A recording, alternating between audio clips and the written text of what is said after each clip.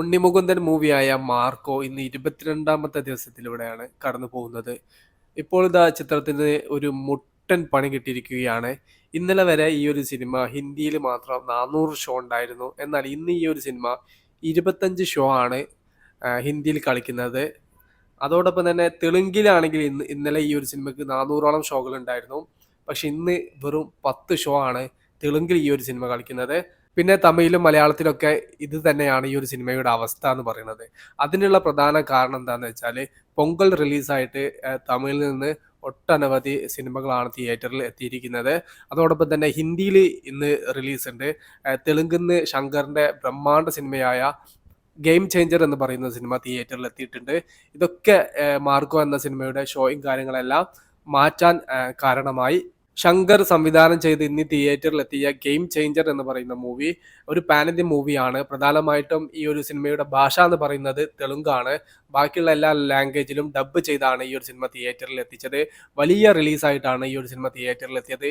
ഈ ഒരു മൂവിയാണ് പ്രധാനമായിട്ടും മാർക്കോ എന്ന ചിത്രത്തിന്റെ ഷോയും കാര്യങ്ങളെല്ലാം വെട്ടിക്കുറക്കാൻ കാരണമായിട്ടുള്ളത്. പിന്നെ തമിഴിൽ നിന്നും വളൻക എന്ന് പറയുന്ന ഒരു സിനിമ തിയേറ്ററിൽ എത്തിയിട്ടുണ്ട്. പിന്നെ നമ്മുടെ ഷൈനിക നായകനായിട്ട് എത്തുന്ന തമിഴിൽ നിന്നും ഒരു സിനിമ തിയേറ്ററിൽ എത്തിയിട്ടുണ്ട്, മദ്രാസ്കാരൻ.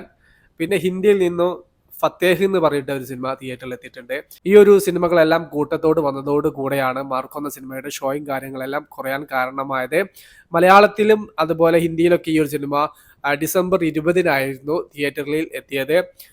തമിഴിലാണെങ്കിൽ ജനുവരി 3-ന്, തെലുങ്കിലാണെങ്കിൽ ജനുവരി 1-ന്. അപ്പം തെലുങ്കിലും തമിഴിലും ഒക്കെ കുറച്ച് ദിവസങ്ങളെ ആയിട്ടുള്ളൂ ഈ ഒരു സിനിമ തിയേറ്ററിൽ റിലീസായിട്ട്. നല്ല രീതിയിൽ റൺ ചെയ്യുന്ന സിനിമയ്ക്ക് ഇത്തരത്തിൽ പുതിയ സിനിമകൾ വരുന്ന സമയത്ത് മാറിക്കൊടുക്കേണ്ടി വരിക എന്ന് പറയുന്നത് വളരെ പ്രയാസകരമായ കാര്യം തന്നെയാണ്. ഈ ഒരു സിനിമയുടെ കളക്ഷൻ കാര്യങ്ങളെല്ലാം ഒഫീഷ്യലി 100 CR കയറിയ വിവരം നമ്മളെല്ലാവരും അറിഞ്ഞതാണ്. എന്നാൽ ട്രാക്ക്ഡ് കളക്ഷൻ്റെ അടിസ്ഥാനത്തിൽ ഈ ഒരു സിനിമയ്ക്ക് 97 CR മാത്രമേ എത്താൻ സാധിച്ചിട്ടുള്ളൂ. ഇനിയും 3 CR വേണം സിനിമയ്ക്ക് 100 CR ട്രാക്ക്ഡ് കളക്ഷൻ പ്രകാരം കയറണമെങ്കിൽ. ഇപ്പോൾ അതും ആശങ്കയിൽ തന്നെയാണ്. സിനിമയ്ക്ക് ഇനി 100 CR ഇടം പിടിക്കാൻ സാധിക്കുമോ എന്നുള്ളത് കണ്ടറിയേണ്ടത് തന്നെയാണ്. വലിയൊരു അപ്ഡേറ്റ് ആണ് വന്നിരിക്കുന്നത്. ഈ ഒരു സിനിമയുടെ ചൈന റിലീസ് ഉണ്ട് എന്നുള്ള റിപ്പോർട്ട് വന്നിരിക്കുന്നു. ഇപ്പൊ നമ്മുടെ മഹാരാജ എന്ന് പറയുന്ന വിജയ് സേതുപതി നായകനായ മൂവി തമിഴിൽ നിന്നും ചൈനയിൽ പോയി റിലീസ് ചെയ്തിട്ട് വളരെ വലിയ കളക്ഷനാണ് ആ ഒരു സിനിമയ്ക്ക് അവിടെ നിന്നും നേടാൻ സാധിച്ചത്. ഏകദേശം 100ഓളം കോടിക്കടുത്താണ് ചൈനയിൽ നിന്നും മാത്രമായിട്ട് ആ ഒരു സിനിമ കളക്ട് ചെയ്തത്.